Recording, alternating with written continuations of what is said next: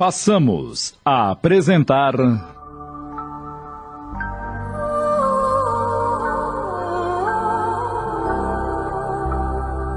Renúncia, minissérie de Tony de França em 20 capítulos da obra psicografada por Chico Xavier, ditada pelo Espírito Emmanuel.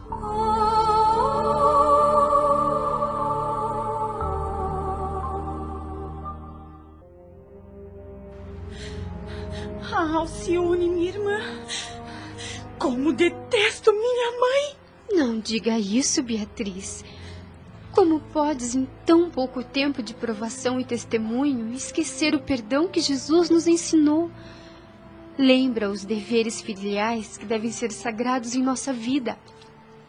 Mas a mãe que Deus me deu é desleal e criminosa. Beatriz, por que não dizer que Dona Susana foi doente do espírito em sua mocidade? Não seria melhor julgar assim? Por que devemos ver só o mal, sendo que Jesus sempre nos ensina a ver as qualidades que a pessoa possui? Todo aquele que encontra forças para julgar seus próprios erros já recebeu do Senhor alguma luz. Sufoque tuas mágoas, Beatriz, e busquemos entender a mensagem de Jesus. Mas eu não me conformo com tanta frieza que a fez agir dessa maneira. Quanto terá sofrido a tua pobre mãe por causa desse crime? Não nego isso. Mas hoje ela repousa de todas as causas sofridas aqui na terra. E talvez esteja abençoada cada lágrima vertida neste plano. Tuas observações são preciosas, mas ao lembrar das confissões que hoje ouvi, minha felicidade cai por terra. Meu pensamento se turva. Quero pensar, raciocinar, mas não posso, não posso. Beatriz, minha querida irmã, é porque tu estás encarando isso sem o Cristo no coração. Vivemos na terra para adquirir ou para provar alguma virtude. Só Ele tem uma solução luminosa para cada situação, desde que lhe busquemos o socorro divino. Oh, minha irmã querida do coração, só tu pode me aconselhar com tão profundas reflexões. Mas, se isso acontecer, conversarei com Henrique, meu namorado, que já me pediram em casamento, para que nos casemos o mais breve possível, e assim poderei deixar a companhia de mamãe. E poderemos oferecer ao vovô tranquilidade para o final dos seus dias. Não penses assim, Beatriz. Tua mãe não pode ser desamparada. E é melhor nada dizer ao teu futuro esposo, pois quem somos nós para confiar a alguém os problemas que enfrentamos? Acabaremos nos lançando à fogueira dos tormentos do inferno. Horas mais tarde, o então noivo de Beatriz veio até o palacete da Cité demonstrando interesse familiar. Visitas chegaram durante a noite. Alcione, no seu papel de serva, demonstrava sinais de cansaço. Cirilo ainda continuava em coma. Decorreram 24 horas do tremendo choque e o abastado comerciante de fumo desligava-se deste mundo para a vida espiritual. O ambiente ficava pesaroso. No dia seguinte, o velho Jacques ainda teve forças para sepultar o sobrinho ao lado do jazigo de Madalena Villamil, de quem fora separado por astúcia maldosa do mundo, mas que agora reuniam-se para sempre. O funeral realizou-se com pompa. Grande era o número de eclesiásticos no féretro com luxuosas exéquias. Susana seguia o cortejo amparada por Alcione. Quando os padres disseram as últimas palavras do ritual para que o corpo baixasse à sepultura, ouviu-se: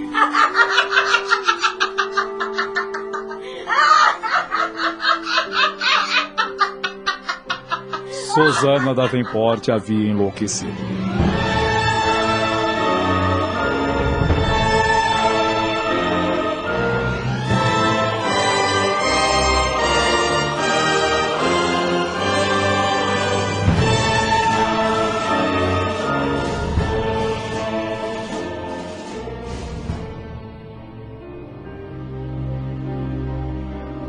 No palacete da Cité a vida continuava, mas de maneira triste, pois a viúva Davenport perambulava pelos aposentos dementada e enfraquecida. Beatriz apesar de cheia de sonhos, ainda sofria pelo passamento do pai e pelos acontecimentos narrados. Já o velho Jacques vivia entre o leito e as lágrimas sem consolo, enquanto Alcione, sempre se valendo de sua fé inabalável e sempre amparando Susana como sua devotada enfermeira. Só Rob, que não vivia no palacete, pois continuava trabalhando em São Jacques e somente 3 vezes por semana vinha visitar sua irmã adotiva, mas sempre demonstrando penosa melancolia. Certo dia, o velho professor Jacques chamou Alcione e... Alcione, essa lida do Rob não pode continuar assim. Ele é teu irmão de criação e filho adotado da nossa querida falecida. Ele é da família e aqui deve morar conosco e deixar o trabalho na igreja de São Jacques do Passo Alto. Mas, meu estimado tio, privá-lo do trabalho e dos benefícios que proporciona não seria uma falta grave? Mas, Alcione, o Rob não está tão saudável para desdobrar-se com tantas ocupações. Tio Jacques, o senhor há de convir que todo trabalho digno é de se enaltecer todo aquele que o faz com dedicação. Reconheço a bondade de seu coração, mas o amor ao trabalho é uma das heranças que mamãe nos deixou. Mesmo paralítica, ela costurou por vários anos para nos sustentar. E para Rob o trabalho faz bem. A inércia é amiga das desesperações, impaciências e rebeldias. A tua dedicação ao trabalho, Rob, não te faz sentir bem? Não há dúvida, mas eu gostaria sim de transferir-me de São Jacques para outra parte. Lá no bairro de São Marcelo, as crianças zombam de mim e isso me molesta demais. Estão sempre fazendo comentários sobre os meus defeitos. Ora, Rob, ainda sofres com as idiotices desses meninos ignorantes.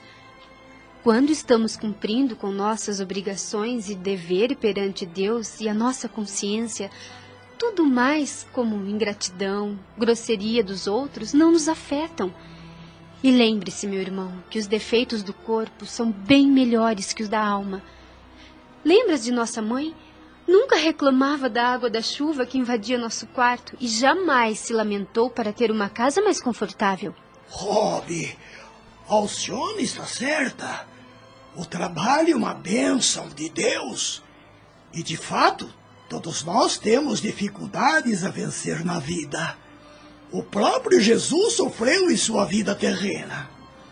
Filha, não te aborreças, mas irei falar com Henrique, o noivo de Beatriz, para uma colocação ao Rob nas proximidades de nós.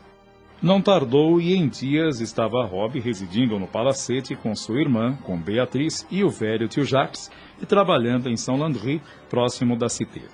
Ali no palacete dos Davenport, a viúva era tratada com todo amor e carinho por Alcione.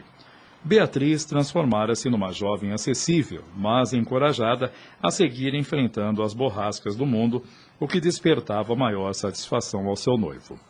Só o culto doméstico não era mais frequente, devido à perturbação mental de Susana, mas sempre que possível, Alcione lia e meditava o Evangelho de Jesus. Já se passara 1 mês do passamento de Madalena Villamil, e o estado mental da viúva Davenport se agravava dia a dia. Certa noite... Alcione, Satã está aqui. Veja. Mas o que deseja de mim? Eu já confessei tudo. Esta casa não é lugar de demônios. Volte para os infernos. Não levarás minha alma, bandido. Eu confessei a verdade. Deus me livrará de ti, maligno. Senhora Susana, não se exalte. Oremos a Deus pedindo calma e resignação. O poder das trevas se afastam ante a luz divina. Sim, sim. Só o teu coração compreende minhas necessidades. Todos creem que estou alucinada. Meu pai e minha filha acreditam que estou sendo vítima de alucinações. Mas creia-me, Alcione, o demônio sempre vem me tripudiar. Mas quando tu oras comigo, ele se afasta. Mas diz que voltará ao primeiro ensejo. Senhora, procure acalmar-se e pense sempre na bondade divina. E quando esses espíritos maus se aproximarem, pense fortemente na confiança no Altíssimo. Teus conselhos são justos. E tu sabes que meu estado não é só alucinação. Sim, eu acredito na senhora. Alcione, já menti tanto quando sacrifiquei tua mãe. Mas hoje só quero a verdade. E por assim agir, Satanás me atormenta. Mas tudo isso vai passar. Tenha confiança em Jesus. Oh, Pai de infinita bondade. E a mãe de Beatriz adormecia cada vez que Alcione orava. Mas o ambiente continuava carregado. Certa noite, Susana, em prantos, gritava: Não! Não me deixes ir para a prisão, Alcione! Prefiro que a morte me leve daqui! Não fales assim. Ninguém a levará daqui. Esta é a sua casa. Ai, minha santa menina. Hoje vi novamente o maligno. E ele falou com meu pai e com minha filha para me afastar desta casa. A senhora não vai sair daqui. Ficará comigo. Deus não nos abandonará. Dito e feito. No dia seguinte, o velho Jacques e Beatriz chamaram Alcione e... Minha doce Alcione, Beatriz e eu estivemos pensando nos teus sacrifícios para atender da melhor forma a nossa doente.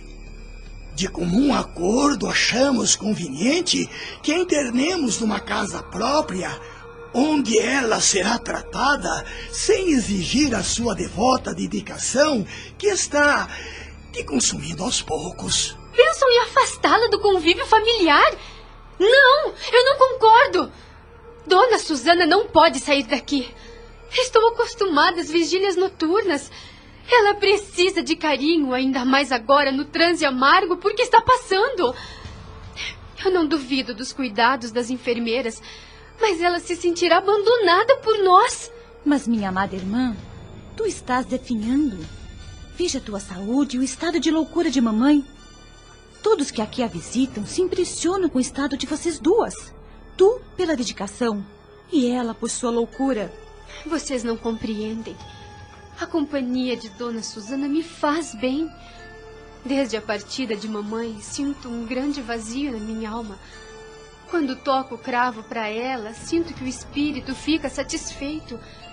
Querem agora tirar-me a satisfação do que faço. Como numa situação de espanto, os dois se entreolharam e não se atreveram a argumentar mais nada. Mas o velho Jacques, aproveitando a oportunidade de estarem os três juntos, tomou a palavra e disse a Alcione: Filha e neta do meu coração, informo-te que mandei buscar tua certidão de batismo em Versalhes, mas nada se encontrou. Porém, acredito que fostes batizada na Espanha por mando de Antero de Oviedo. Sim, mas posso saber o motivo dessa providência? É que precisamos regularizar a questão da herança paterna.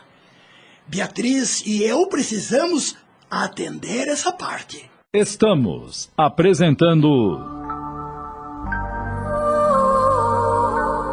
Renúncia. Voltamos a apresentar Renúncia. Por favor, não façam isso. Renuncio tudo em favor de Beatriz, pois sua felicidade, seus bens, são os meus. É impossível, minha filha. É justo pensarmos no teu futuro. O mundo dá muitas voltas e isto é um direito sagrado que te assiste. Fico muito grata por tanta dedicação, mas minha renúncia à herança material de meu pai é decisão que não posso modificar. Mas por quê? Explico minhas razões. Tu te casas em breve, minha irmã. Terá filhos que poderão usufruir e que, com certeza, irão precisar de mais recursos do que eu. E tem mais. Não podemos degradar Dona Susana no conceito do genro que sempre a viu como amiga dedicada.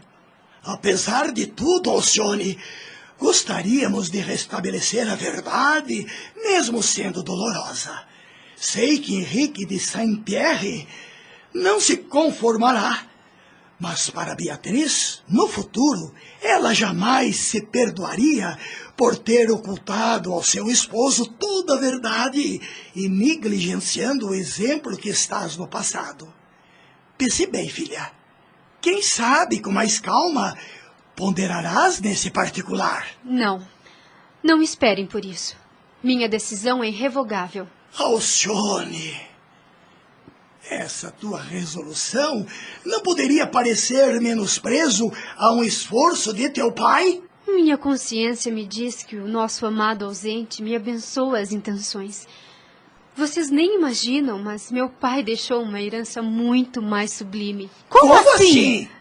Deu-me um avô generoso e uma irmã devotada. Pode existir um legado mais santo? Oh, minha doce menina, que Deus te abençoe em todos os teus caminhos. Suas bênçãos, meu avô, para mim são uma riqueza eterna. Beatriz, muito sensibilizada, beijou a irmã e com lágrimas retirou-se. A situação no lar dos Davenport continuou sem alterações. Raramente as damas da corte, amigas de sua juventude parisienses, visitavam Susana e ficavam impressionadas pelo que ouviam da pobre demente. Certa vez, Susana comentou com uma de suas visitas. Acreditas, minha amiga, que o demo nos persegue diariamente? Ele quer aniquilar minha alma. Olha aqui. Será que tu também tens algum crime a confessar? Confessa e liberta-te do remorso. Satanás nos está espreitando. Veja! Tiremos as máscaras! Vamos! Vamos tirar as máscaras! E as visitas quase sempre se retiravam impressionadas e admiradas com a paciência da enfermeira. Passara-se um ano do falecimento de Cirilo e Madalena, quando o bondoso velho Jacques apresentou sintomas alarmantes que o próprio médico recomendou o máximo cuidado. Alcione duplicava seu atendimento a ambos. Certo dia, Alcione chamou Beatriz e... Minha querida irmã, o estado do vovô agrava-se. Não achas conveniente avisar tua tia Carolina no norte para vir ver o pai? Sabemos que ela quase não nos escreve e não nos visita, mesmo na morte do cunhado. Mas agora é o pai dela que está à beira de deixar este mundo. Pensando assim, tu tens razão, querida. Vamos avisá-la. Ao receber a notícia, Carolina apressou-se em abeirar o leito do velho pai, visando a pequena fortuna que ele deixaria. Ao abraçar a irmã doente, Carolina não conteve as lágrimas. Susana, diante da irmã, não se conteve e, exaltada, comentou. Talvez não saibas, Carolina, mas me tornei uma criminosa diante dos homens e de Deus. Eu condenei Madalena Villamil à miséria e à morte para ir me desposar Cirilo na América. Fiz tudo para separá-los. E Deus agora permite que o maligno venha me pedir contas de meus atos condenáveis. Contenha-se, dona Susana. A senhora está se entregando às emoções fortes com a chegada da sua irmã. Mas quem é essa enfermeira tão devotada ao que faz? Sou a empregada da senhora Davenport desde quando ela gozava saúde. Tua dedicação para com minha irmã me impressiona. E Deus há de recompensá-la pelo devotamento com que cumpres teus deveres. Mas me digas, a loucura de Susana é tão estranha. Como ela pode se referir a crimes que não praticou? Senhora, diz o médico que esse tipo de perturbação é comum às pessoas que têm o cérebro transtornado e, por ter se casado com um primo que fora marido de Madalena, isso a faz ter imaginações. Isso faz sentido. Minha irmã era muito amiga de Madalena Villamil. E é possível que ela se lembre da extinta dos seus delírios de demência. E é de se acrescentar que meu nome é Alcione Villamil, o que vem a influenciar no ânimo da senhora Susana sempre em minha companhia. É deveras curioso, pois suas feições muito se parecem com as da primeira esposa de Cirilo, quando jovem. De fato, muitos afirmam isso.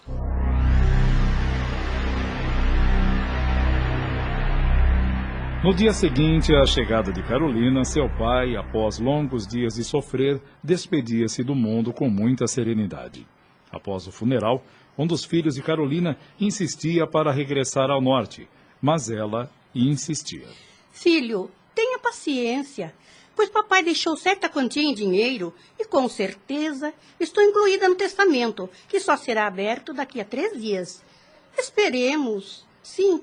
E o documento foi aberto, e Jacques Davenport deixava a pequena fortuna para Alcione Villamil, alegando que as filhas e netos estavam financeiramente amparados, e que Alcione sempre fora a enfermeira amada, dedicada, e como ato de gratidão se sentia ligado por eterno reconhecimento. Porém... Francamente, Beatriz, eu não esperava essa atitude do vovô Jacques. Minha irmã, não posso esconder minha satisfação. Você merece. Não se sinta constrangida. Eu não me conformo e não posso ficar calada diante do testamento de papai. Francamente, estou decepcionada. Ah, pois eu não, titia. Acho que o vovô fez um ato de justiça. Como assim? Como justificar tal ato?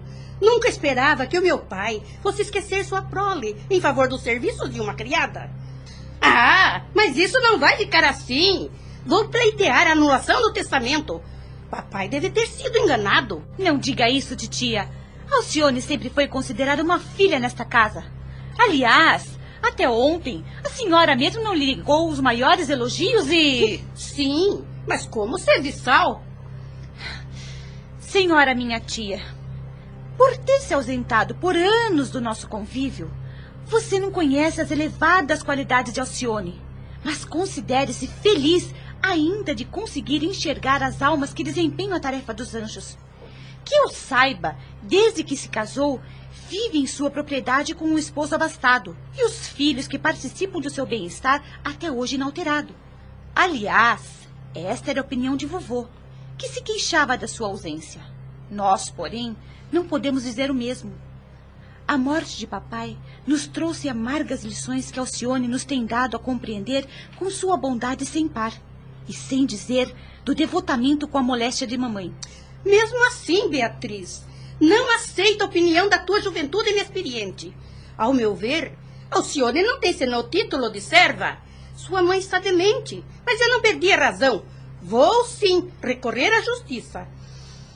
Pois bem, realmente, nunca pude supor que a senhora descesse tão baixo por apenas alguns milhares de francos que foram dados por um coração generoso a uma órfã.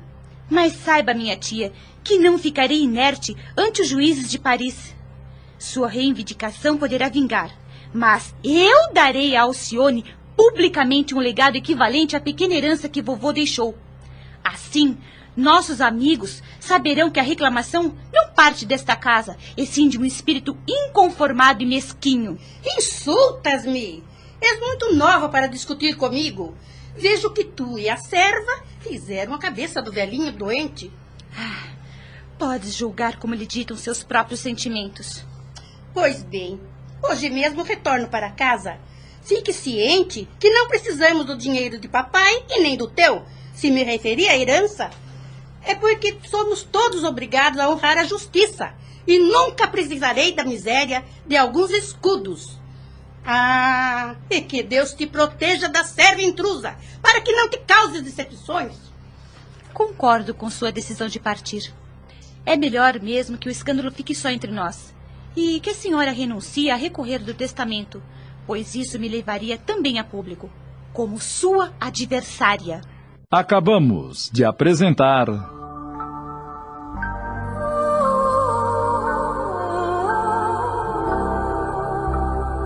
Renúncia. Minissérie de Tony de França em 20 capítulos da obra psicografada por Chico Xavier, ditada pelo Espírito Emmanuel.